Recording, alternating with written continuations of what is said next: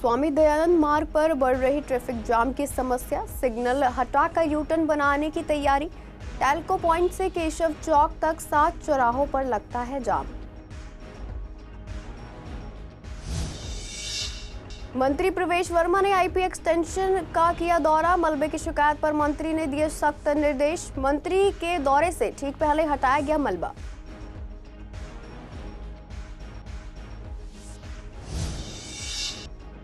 सोनिया विहार में बनेगा 6 किलोमीटर लंबा एलिवेटेड रोड। पीडब्ल्यूडी मंत्री प्रवेश वर्मा ने किया बड़ा ऐलान। यूपी के लोगों को भी होगा फायदा।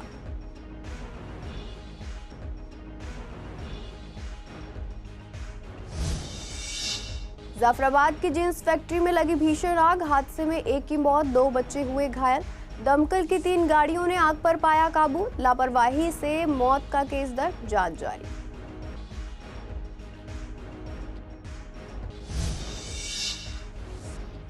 वेलकम इलाके में 10 साल पुरानी हत्या के मामले में फैसला। ककड़ुमा कोर्ट ने 3 को ठहराया हत्या का दोषी। सजा पर 5 अप्रैल को होगी बहस।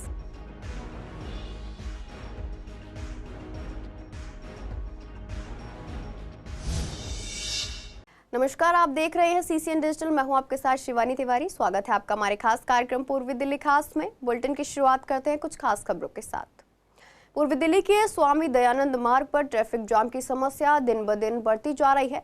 6 किलोमीटर लंबे इस मार्ग पर 60 ट्रैफिक सिग्नल लगे हैं और रोजाना यहां से करीब 2 लाख वाहन गुजरते हैं।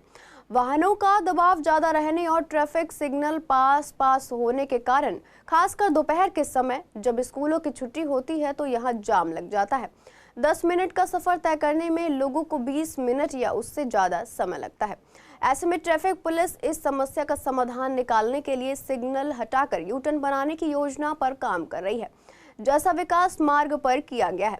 स्वामी दयानंद मार्ग टेल्को पॉइंट गाजीपुर से शुरू होकर शहादरा के केशव चौक तक जाता है और इस रास्ते में भोलानाथ नगर का शहादरा थाना, आईपी एक्सटेंशन स्थित पूर्वी जिला का डीसीपी कार्यालय, जगतपुरी की मार्बल मार्केट और ककड़ुमा कोर्ट जैसे कई चौराहे हैं। वहीं दुकानदारों द्वारा सर्विस लेन पर अवैध पार्किंग और सामान रखने से भी जाम की समस्या बढ़ रही है। पूर्वी रेंज के डीसीपी राजीव कुमार रावल ने बताया कि पुलिस इस मार्ग को जाम मुक्त बनाने के लिए पीडब्ल्यूडी के साथ मिलकर काम कर रही है और प्रस्ताव भी तैयार किया जा रहा है, जिसमें सड़कों के स्तर को समान कर यू टर्न बनाना शामिल है। इससे लोगों का 10 से 15 मिनट तक का समय बचेगा। दिल्ली सरकार में पीडब्ल्यूडी मंत्री प्रवेश वर्मा ने आज पूर्वी दिल्ली के विश्वासनगर विधानसभा क्षेत्र का दौरा किया। उन्होंने कड़कड़ी मोड़ से हसनपुर डिपो तक ड्रेन का निरीक्षण किया और फिर आईपी एक्सटेंशन होते हुए बालको अपार्टमेंट पहुंचे, जहां स्थानीय लोगों ने सड़कों पर पड़े मलबे की शिकायत की, जिससे जाम की समस्या हो रही थी।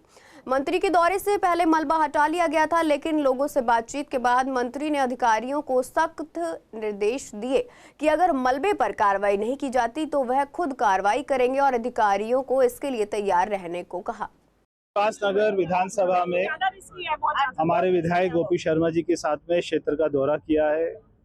हमें यहाँ पे बहुत सारी समस्या दिखाई दी है। पीडब्ल्यूडी की सड़कों पर मलबा है, यहाँ पे साफ सफाई की कमी है, तो ये सारे काम करवाएंगे और अभी अधिकारियों को बता दिया है कि अगर कोई भी एक्शन नहीं दिखाई दिया तो फिर उनके ऊपर भी कार्रवाई होगी। सर, यहाँ जो मलबा पड़ा रहता है, रोज ही ट्रैक्टर कई ट्रैक्टर यहाँ पे मलबा घेर देते हैं और ट्रैफिक का जाम रहता है। हमने यहाँ पे पुलिस को भी बोला है, अधिकारियों को भी बोला है, उसके ऊपर में जो भी ऐसा करेगा सख्त कार्रवाई होगी। दिल्ली के पीडब्ल्यूडी मंत्री प्रवेश वर्मा ने बड़ा ऐलान किया है। सोनिया विहार में 6 किलोमीटर लंबे एलिवेटेड रोड का निर्माण किया जाएगा। राजधानी में यातायात में सुधार के लिए प्रवेश वर्मा ने इस बड़े इंफ्रास्ट्रक्चर प्रोजेक्ट की घोषणा की। नानकसर गुरुद्वारे से शनि मंदिर तक इसकी लंबाई 6 किलोमीटर होगी।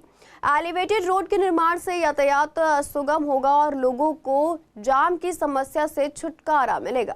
इस परियोजना से दिल्ली और यूपी के लाखों लोगों को भी फायदा होगा। यातायात व्यवस्था में बड़ा सुधार आने की उम्मीद है। दिल्ली सरकार के इस फैसले पर कानून मंत्री कपिल मिश्रा ने कहा कि दिल्ली के ये जो सरकार चुनकर आई है वो सीएम रेखा गुप्ता के नेतृत्व में तेजी से काम कर रही है। उसी का उदाहरण है कि आज हमारे लोकप्रिय मंत्री प्रवेश वर्मा ने यमुना पार की इतनी बड़ी समस्या का समाधान तैयार किया है। मैं इस समस्या को मंत्री जी के ध्यान में लाया। तुरंत उन्होंने अधिकारियों को बुलाया। कपिल मिश्रा ने कहा, हमारी यमुनापार और करावल नगर के लोगों के लिए आपका यहां आना वरदान की तरह है। नानकसर से लेकर दिल्ली यूपी बॉर्डर तक लगभग 5.5 किलोमीटर का जो पुस्ता है उसको डबल करने की योजना को आज प्रवेश वर्मा ने मंजूरी दी है। अनुमानित लागत 5,000 करोड़ रुपए है। लाखों लोग यहां से निकलते हैं। लाखों लोगों की सालों पुरानी एक समस्या का चुटकियों में समाधान हो गया। देखिए, सबसे पहले तो मैं ये कहना चाहता हूँ कि दिल्ली की ये जो सरकार चुनकर आई है ये कितनी तेजी से काम कर रही है। मुख्यमंत्री रेखा गुप्ता जी के नेतृत्व में उसका उदाहरण है आज हमारे दिल्ली के लोकप्रिय मंत्री पीडब्ल्यूडी के मंत्री प्रवेश वर्मा जी।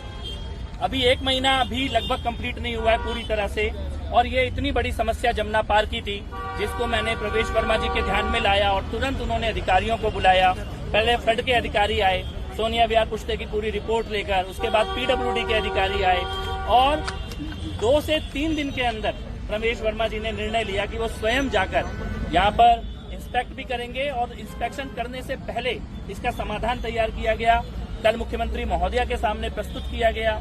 मुख्यमंत्री महोदया जी की ओके भी ली और मैं इसके लिए चाहता हूँ हमारे जमुना पार के लोगों के लिए, करावल नगर के लोगों के लिए आपका आज यहाँ आना ये वरदान की तरह है। उत्तर पूर्वी दिल्ली के जाफराबाद इलाके में वीरवार को देर शाम एक जींस फैक्ट्री में भीषण आग लगने की घटना सामने आई है।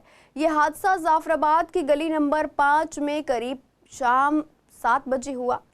सूचना मिलने पर मौके पर दमकल विभाग की 3 गाड़ियां मौके पर पहुंची और आग पर काबू पाया। आग बुझाने के बाद जब फैक्ट्री की तलाशी ली गई तो अंदर से एक व्यक्ति का जला हुआ शव बरामद हुआ। मृतक की पहचान 29 साल के जावेद के रूप में हुई है। पुलिस ने शव को कब्जे में लेकर जीटीबी अस्पताल की मोर्चरी में सुरक्षित रखवाया और बाद में पोस्टमार्टम के बाद शव परिजनों को सौंप दिया है। इस हादसे में 2 बच्चे भी झुलस गए जो आग लगने के वक्त फैक्ट्री के अंदर मौजूद थे। दोनों को तुरंत बाहर निकालकर अस्पताल पहुंचाया गया। मौके पर पहुंची कैट्स एम्बुलेंस टीम ने बताया कि उन्हें शाम को आग लगने की सूचना मिली, जिसके बाद वह तुरंत मौके पर पहुंची। घटना के बाद इलाके में हड़कंप मच गया और स्थानीय लोग भी मौके पर इकट्ठा हो गए। फिलहाल पुलिस ने मामला दर्ज कर लिया है और पूरे मामले की जांच शुरू कर दी है। शुरुआती जांच में पुलिस ने लापरवाही से मौत का मामला दर्ज किया है और इस बात की छानबीन की जा रही है कि फैक्ट्री का मालिक कौन है और आग लगने की असल वजह क्या थी। दमकल विभाग और फोरेंसिक टीम भी जांच में जुटी है। पुलिस का कहना है कि जांच पूरी होने के बाद ही ये साफ हो पाएगा कि आग कैसे और किसकी लापरवाही से लगी है।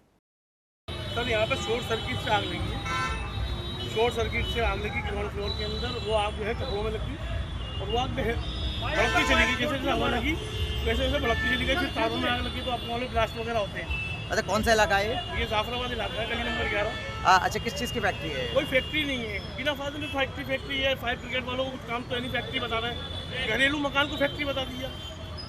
मतलब हम लोग यहाँ रहते हैं, हमारा बचपना बुढ़ापा सब यहाँ पे आ गया, फैक्ट्री बना दी इन्होंने। सर, यहाँ पर कारखाना था और यहाँ पे जींस का काम होता है, जिनकी कटिंग वगैरह का, और उससे काम चलता है। उसी में यहाँ पर किसने अभी इस बारे में नहीं कह सकता, हमें पता इस बारे में। बाकी देख रहे हैं हमारी फोर्स लगी पड़ी है, सारी मेहनत कर रही है, काम कर रही है। 2 बच्चे थे और एक जेंट्स था, उसको पापा थे। और किसी की डेथ हुई है? नहीं, ये अभी एम्बुलेंस लेकर गई है, डिक्लेयर हम नहीं कर सकते। आपको कॉल मिली थी? क्या कॉल मिली थी भाई? वो कॉल फायर की कॉल मिली थी हमारे लिए। उसको उन पेशेंटों के लिए हम देकर चले गए, फिर दोबारा साइड पे रिपोर्ट करा के, जब तक एक एम्बुलेंस पहले आ चुकी थी वो भी इन पेशेंट को लेके गई। ये 6:35 पे हमें कॉल मिली थी कि जाफराबाद अल्ताज होटल के पास घर में आ गए, और उसके बाद जो है शास्त्री पार्क से 2 गाड़ी और 1 गाड़ी गोकलपुर से यहाँ पे टर्न आउट करा दी गई। सर, क्या क्या मिली है यहाँ पे? एक चार्ट बॉडी मिली है वहाँ पे जो 4थे फ्लोर पे थी। कोई इंजर्ड भी है सर इसमें? इंजर्ड तो कोई नहीं है, एक बॉडी मिली है जो कि चार्ट थी पूरी तरीके से। अच्छा, किस चीज़ की फैक्ट्री है? ये यहाँ पे जो है सिलाई वगैरह का काम होता है, अलग अलग फ्लोर पे सिलाई का काम हो रहा था। और कितनी मंजिला है ये मकान? ये लगभग 5 मंजिल है। अच्छा, कहाँ लगी थी आग? ये कह रहे हैं कि ग्राउंड फ्लोर पे जो है सबसे पहले हमें आग मिली थी, ग्राउंड और फर्स्ट फ्लोर पे। वजह सर पता चल पाई? जब हम आए तो आग लगी हुई थी, लेकिन जो लोग हैं वो बता रहे हैं कि पहले यहाँ शॉर्ट सर्किट हुआ था। नीचे मशीनों का काम होता है, उसी किसी मशीन में जो है शॉर्ट सर्किट हुआ था। वेलकम इलाके में 10 साल पहले एक युवक की हत्या के मामले में ककडुमा कोर्ट ने 3 लोगों को दोषी ठहराया है। एक आरोपी को बरी कर दिया गया है। एडिशनल सेशन जज रघुवीर सिंह ने अपना फैसला सुनाते हुए कहा कि अभियोजन पक्ष ने सभी आरोपों को संदेह से परे साबित कर दिया है। इस मामले में सजा पर बहस 5 अप्रैल को होगी। ये मामला वेलकम थाना क्षेत्र के कबीर नगर की गली नंबर 4 का है, जहां 20 साल के नौशाद पर चाकू से हमला किया गया था। नौशाद गली नंबर 4 में रहता था। 4 लोगों ने यह हत्या की थी और अगले दिन इलाज के दौरान उसकी मौत हो गई थी। पोस्टमार्टम रिपोर्ट में नौशाद के शरीर पर 8 घाव पाए गए थे। मृतक का भाई इस मामले का चश्मदीद गवाह था और उसने पुलिस को बताया कि खलील नाम के व्यक्ति ने अपने 3 साथियों के साथ मिलकर नौशाद की हत्या की। शुरुआत में पुलिस ने खलील को गिरफ्तार किया था। उसके बयान के आधार पर मोहम्मद इमरान, मिर्जा अख्तर और आरिफ उर्फ राजू को आरोपी बनाया गया। जांच में यह पाया गया कि खलील और मिर्जा अख्तर ने नौशाद को पकड़ा था, जबकि इमरान और आरिफ ने उस पर चाकू से हमला किया था। इमरान और आरिफ के घर से 2 चाकू भी बरामद हुए थे। अब कोर्ट ने खलील, इमरान और आरिफ को हत्या का दोषी ठहराया है, जबकि मिर्जा अख्तर को बरी कर दिया है, क्योंकि उसके खिलाफ कोई ठोस सबूत नहीं मिले। मधुविहार पुलिस ने 2 सक्रिय स्नैचरों अंकुश और देवराज उर्फ नंदू को गिरफ्तार किया है और आरोपियों के कब्जे से एक चोरी हुआ मोबाइल फोन भी बरामद किया है। ये गिरफ्तारी तिकोना पार्क में खुफिया जानकारी और तकनीकी निगरानी के आधार पर की गई। किशन कुमार के मोबाइल फोन छीने जाने की शिकायत मिलने के बाद पुलिस ने FIR दर्ज की और जांच शुरू की। SHO और ACP की देखरेख में टीम गठित की गई, जिसने संदिग्धों के बारे में जानकारी जुटाई और आरोपियों को गिरफ्तार किया। अंकुश और नंदू आदतन अपराधी हैं, जिनके खिलाफ पहले भी कई आपराधिक मामले दर्ज हैं। मामले की आगे की जांच जारी है। मधुविहार पुलिस ने एक नाबालिग ऑटो लिफ्टर को पकड़ा है और उसके कब्जे से चोरी की मोटरसाइकिल भी बरामद की है। नाबालिग आरोपी जोशी कॉलोनी का निवासी है, जबकि दूसरा आरोपी बॉबी फरार है। थाना मधुविहार में मोटरसाइकिल चोरी की शिकायत मिली, जिसके बाद FIR दर्ज की गई और जांच शुरू की गई। इंस्पेक्टर अरुण कुमार और ACP तिलक चंद भीष्ट के नेतृत्व में एक टीम ने CCTV फुटेज की जांच की और 2 संदिग्धों की पहचान की। पुलिस को सूचना मिली कि नाबालिग अपने घर लौट रहा है, तभी टीम ने उसे उत्सव ग्राउंड IP एक्सटेंशन से गिरफ्तार कर लिया और बॉबी की तलाश जारी है। सुप्रीम कोर्ट के हाल ही में आए फैसले से पूर्वी दिल्ली की जनता और पटाखे बेचने वाले दुकानदार खुश नहीं हैं। दरअसल सुप्रीम कोर्ट ने दिल्ली में पूरे साल पटाखों पर पाबंदी लगा दी है, जिससे पटाखे बेचने वाले दुकानदार कोर्ट के सामने पहुंचे थे, लेकिन वीरवार को कोर्ट ने कहा कि उन्हें अनुमति नहीं दी जाएगी। पूर्वी दिल्ली के लोगों ने इस फैसले को दुखद बताया और कहा कि दीपावली का त्योहार पटाखों के बिना अधूरा होता है। लोग पटाखों से ही दीपावली की खुशी महसूस करते हैं। हालांकि कोर्ट ने ग्रीन पटाखों की अनुमति देने की बात की थी, लेकिन वह भी नहीं दी जा रही है। पटाखे बेचने वाले दुकानदार संजय जैन का कहना है कि सुप्रीम कोर्ट ने कहा कि पटाखों से प्रदूषण होता है, लेकिन प्रदूषण तो गाड़ियों से भी होता है। उन्होंने ये भी कहा कि वे पिछले 50 सालों से ये व्यवसाय कर रहे हैं और अचानक से इसे बंद कर देना उनकी जीविका पर भारी असर पड़ सकता है। दुकानदारों ने यह भी कहा कि अगर उनकी 150 आइटम्स हैं तो कम से कम 50 आइटम्स को बेचने की अनुमति दी जाए, ताकि वे अपनी जीविका चला सके। नहीं, सुप्रीम कोर्ट के फैसले में बोले 2 बात है ना हमारे हिसाब से। भाई ब्याह शादी में पाबंदी लग जाए, पर हमारे धार्मिक एक दिवाली का त्यौहार है, उस पर पाबंदी नहीं लगनी चाहिए। पोल्यूशन हम भी मानते हैं, हम ये कब कहते हैं पोल्यूशन नहीं है, परंतु एक दिन का त्यौहार तो हमारा हो। सबके त्यौहार में मनेंगे, पर हमारा हिंदुओं का त्यौहार नहीं मनेगा। दिल्ली में जिस हिसाब से पॉल्यूशन है उस हिसाब से तो वो कह रहे हैं ग्रीन पटाखों के लिए, उसके लिए सही है, पर बाकी आदमी के लिए बहुत दुखदायी है कि मतलब पॉल्यूशन से ज़्यादा बाहर नहीं है। पर बाकी दिवाली के टाइम पर थोड़े समय के लिए लिमिटेड पटाखों की छीट रहनी चाहिए कि बच्चे जैसे छोटा मोटा पटाखा छुड़ाएं। तो आज के समय में अगर ये रीत खत्म हो जाएगी तो फिर बच्चों को ये नहीं मालूम होगा कि दिवाली पटाखे कम छुड़ाते हैं। दिवाली साल में एक त्यौहार तो होता है हमारा दिवाली का, तो दिवाली पर लोग दिवाली नहीं मना पाएंगे तो क्या करेंगे। प्लीज़ ये चीज़ देखो ना, कि क्या कहते हैं, पोल्यूशन तो हर साल ही होता है, तो मतलब हमारे दिवाली के ऊपर हमारे दिवाली की वजह से मतलब पोल्यूशन ज़्यादा होता है। वो तो ग्रीन ले लो क्या कोई से ले लो, बात तो एक ही है। पोल्यूशन उसमें भी, पोल्यूशन उसमें भी है। जो भी ये सुप्रीम कोर्ट डिसीजन आया है, ये बिल्कुल हम पटाखा विक्रेताओं को बर्बाद करने के लिए है और हमारी कोई सुनवाई, हमारी पक्ष नहीं सुने जा रहा। वन साइडेड जज साहब ने करना है, उन्होंने अपना माइंड सेटअप कर रखा है कि भाई पटाखों से पटाखे बंद करने हैं, जबकि दिवाली पे IIT खड़गपुर भी बोल चुका है कि 4% पोल्यूशन होता है सिर्फ दिवाली। पूरे साल पटाखे चलते नहीं है, शादी ब्याहों में इक्का दुक्का थोड़ा बहुत पटाखे चलते हैं, उसमें पोल्यूशन नहीं होता।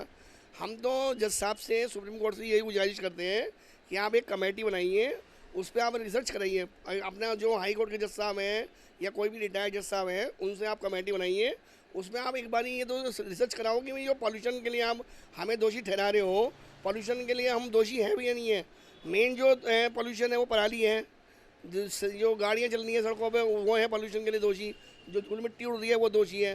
पर उस सब का कसूरवार रहते हैं सिर्फ पटाखे वालों को उठाया जा रहा है। लोकसभा के बाद अब राज्यसभा में भी वक्फ संशोधन विधेयक पास हो गया है। इसके लिए लंबी बहस हुई और आखिरकार केंद्र की नरेंद्र मोदी सरकार उच्च सदन में भी इसे पारित करने में सफल रही। इसे लेकर पूर्वी दिल्ली के मुस्लिम समुदाय से बातचीत की गई। उनका कहना है कि सरकार ये बिल जिस तरीके से लाई है इसे इस तरह से लाना सही नहीं था। उनका कहना था कि अगर संशोधन करना था तो सभी समुदायों की सलाह लेकर करना चाहिए था। कुछ लोग इस बिल में सरकार द्वारा किए गए संशोधनों से नाखुश हैं क्योंकि उनमें कुछ ऐसे पॉइंट हैं जो मुस्लिम समुदाय को ठीक नहीं लगते। हालांकि कुछ लोग इस बिल का स्वागत भी कर रहे हैं। देखिए, मुस्लिम कम्युनिटी जो है पूरे हिंदुस्तान में वो तो नज़रिया बेहतर नहीं है, क्योंकि मुस्लिम कम्युनिटी चाहती है कि हमारे साथ छेड़छाड़ ना की जाए। बाकी जो सरकारें हैं वो चाहती हैं अपने हिसाब से कानून को लाना और उसको पारित करना।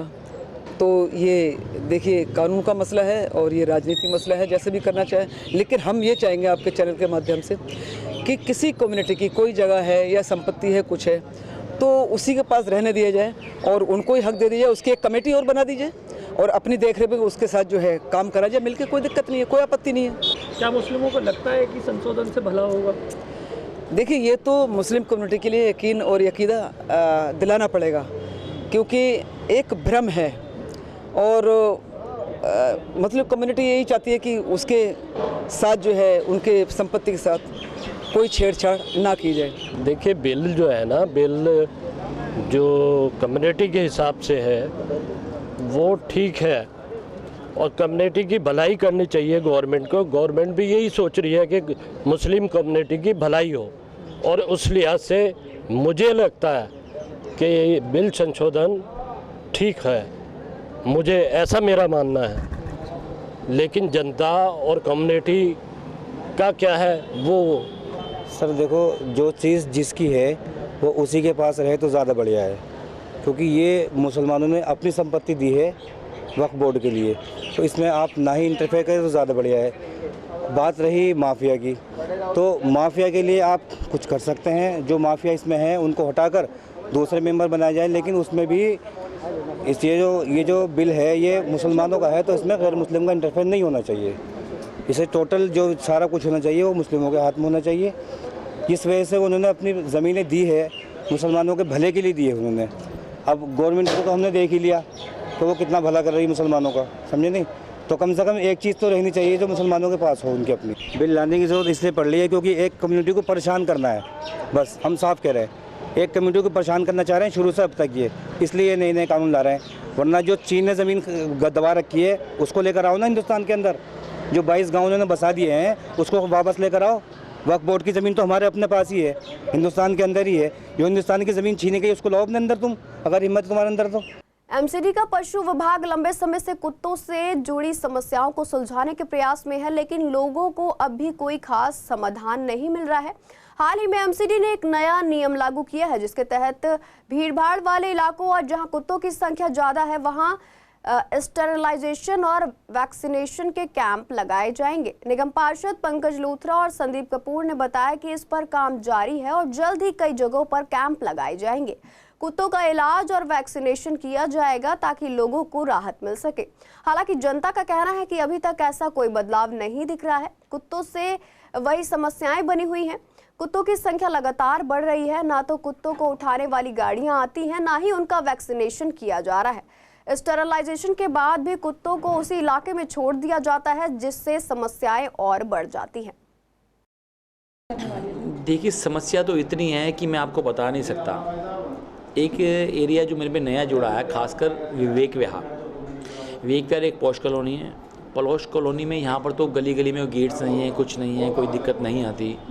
लेकिन विवेक विहार की कॉलोनी में जगह जगह गेट्स, अंदर घुसने के लिए, एंट्री करने के लिए गेट्स वगैरह लगे हुए हैं। वहाँ पर कुत्तों की इतनी सेफ्टी है कि कुत्ते उस गली से कोई नया कुत्ते अंदर नहीं घुसते, जो वहाँ पर है वहीं रहते हैं। तादाद वहाँ इतनी बढ़ गई है कि वहाँ के जो वेलफेयर एसोसिएशंस के लोग हैं मुझे इतने फ़ोन करके कि भाई साहब इन कुत्तों का इलाज करवाओ। एक एक गली में 30-30, 40-40 कुत्ते हैं जो कि कुत्तों बच्चों को काटते हैं, लोगों को काटते हैं। इस बात का कोई हल नहीं है। MCD से बात करते हैं तो MCD कहती है कि हमारे पास कुत्तों को पकड़ने के लिए साधन नहीं है। पूरे जोन में एक ही गाड़ी है, वो भी 10 दिन में 7 दिन तो ख़राब रहती है। अब जितनी सुविधा हमें मिलती है MCD के माध्यम से, जो हम काम करवा सकते हैं वो हम काम करवाने की कोशिश करते हैं। अफसर भी इतने निकम्मे हैं कि वो काम करना ही नहीं चाहते। और डॉग की हमारी कॉलोनी के अंदर ही बहुत बड़ी समस्या है और कई दफ़े होती है, लेकिन वो लेते हैं छोड़ जाते हैं, निकलने की जगह नहीं होते। हमारे यहाँ कॉलोनी में भी एक जो है NGO वाले हैं, अनुराग शर्मा, अगर जरा भी डॉग को कुछ कह दो तो फ़ौरन वो कंप्लेंट कर देते हैं। बल्कि उन्होंने तो गली में गद्दे बिछा रखे हैं और दूध भी और उनको सुलाने का सारा सिस्टम कर रखा है। इतनी परेशानी है कॉलोनी में डॉगों की, बहुत ज़्यादा परेशानी है। और कुत्तों की इतनी परेशानी है कि गली में 20-20 कुत्ते होते हैं और जब भी हम स्कूटी लेके तो भौंकते हैं और काटने का खतरा रहता है। और छोटे बच्चों के पीछे तो ऐसे बढ़ जाते हैं टूट के, जिसका पूछो मत। अभी तक MCD कोई कार्रवाई कर सकती है इसमें या नहीं? MCD कार्रवाई नहीं करती और ना कोई कुत्ते पकड़ने वाली गाड़ी आती है ना कुछ है।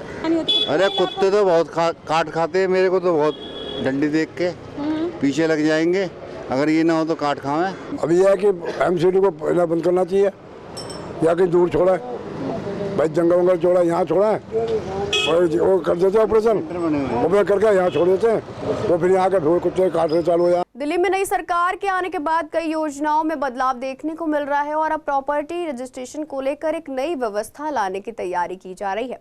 सरकार ने national generic document registration system यानी NGDRS के जरिए ऑनलाइन रजिस्ट्री और पावर ऑफ अटॉर्नी की प्रक्रिया को पूरी तरह फेसलेस करने का प्रस्ताव रखा है। इस व्यवस्था के तहत रजिस्ट्री की प्रक्रिया को ऑनलाइन और पारदर्शी बनाया जाएगा, जिससे घपलेबाजी पर रोक लगेगी और लोगों को लंबी लाइनों से छुटकारा मिलेगा। इसी को लेकर जब पूर्वी दिल्ली के प्रॉपर्टी डीलर से बात की तो उन्होंने बताया कि सरकार जब कोई योजना लाती है तो वह सोच समझकर ही कदम उठाती है और ये सिस्टम भी पारदर्शिता लाने में मदद करेगा।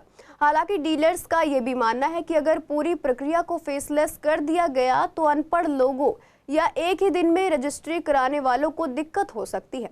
उन्होंने ये भी कहा कि सर्वर प्रॉब्लम जैसी तकनीकी दिक्कतों की वजह से एक दिन में रजिस्ट्री होना संभव नहीं है।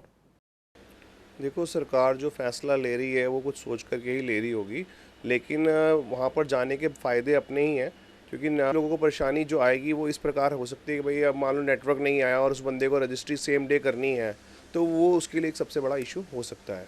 ऐसा देखिए, ये जो है मतलब पढ़े लिखे लोगों के लिए तो ऑनलाइन होना अच्छा है, लेकिन जो लोग कम पढ़े लिखे हैं और उनके प्रॉपर्टी हैं, जो बुजुर्ग हैं, वो हम नहीं कर सकते ऑनलाइन, तो उनके आगे बच्चे बाहर हैं, कुछ अगर उनको करना होगा तो उनके लिए भी प्रॉब्लमेटिक सिस्टम रहेगा ये। CBSE की 12वीं क्लास के सभी छात्रों के लिए आज का दिन खास था, क्योंकि आज उनकी सभी परीक्षाएं खत्म हो गई। आज उनका साइकोलॉजी का एग्जाम था, जो कुछ छात्रों के लिए काफ़ी मुश्किल था। साइकोलॉजी सब्जेक्ट आमतौर पर ह्यूमैनिटी स्ट्रीम के छात्र लेते हैं और कुछ बाकी स्ट्रीम के छात्र इसे एडिशनल सब्जेक्ट के तौर पर भी लेते हैं। छात्रों का कहना था कि कुछ सवाल काफ़ी कन्फ्यूजन थे और उन्हें हल करने में परेशानी हो रही थी। हालांकि पेपर सिलेबस से बाहर नहीं था, लेकिन कुछ चैप्टर्स से ही सवाल पूछे गए थे जो उम्मीद से थोड़ा अलग थे। अब जब एग्जाम खत्म हो गए हैं तो छात्रों को रिजल्ट्स की चिंता सताने लगी है, लेकिन साथ ही वे इस बात से भी खुश हैं कि आखिरकार उनकी परीक्षा पूरी हो गई। अब सभी को अपने मेहनत की फल मिलने का इंतजार है। एग्ज़ाम मॉडरेट था और जो MCQ से थोड़े ट्रिकी थे एंड जो क्वेश्चंस, जो लॉन्ग क्वेश्चंस थे, थोड़े से वैल्यू बेस्ड भी थे, इजी भी थे, तो ना पेपर ज़्यादा डिफिकल्ट था ना ज़्यादा इजी था, मॉडरेट है। टाइम लग रहा कि कम मिला हुआ ज़्यादा मिलना चाहिए था, ऐसा कुछ लगता है? थोड़ा सा लग रहा था कि थोड़ा सा और से। टाइम तो सब साइकोलॉजी और ह्यूमैनिटीज़ 12th तो टाइम तो ठीक था, मतलब ये नहीं था कि कम पड़ेगा, बट ठीक था, बढ़िया था। एग्जाम में कितने मार्क्स आने की उम्मीद है? 50+। आज एग्जाम में हाँ, अच्छा लग रहा है, फ्री सा लग रहा है, ऐसा लग रहा है मतलब फ्री हो गए।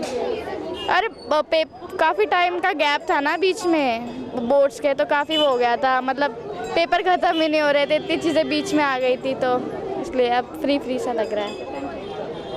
आप बताना, एग्जाम के सर आप बताओ एग्जाम कैसा रहा आपका? सही था, जैसे क्वेश्चन सोचे थे वैसे तो आई नहीं, बट थोड़ा ट्रिकी सा था पेपर। कुछ लगा था कंफ्यूज ज़्यादा कर रहा है एग्जाम? हाँ कंफ्यूजिंग तो था, मतलब दो चैप्टर को मिक्स करके क्वेश्चन दे रखे थे। से अलग आया था कि इस बार लगा था कि सब कुछ बाहर से आउट ऑफ सिलेबस आया? आउट ऑफ सिलेबस तो नहीं था, बट सैम्पल पेपर तो इजी था और बोर्ड का ये पेपर थोड़ा सा तो मुश्किल था।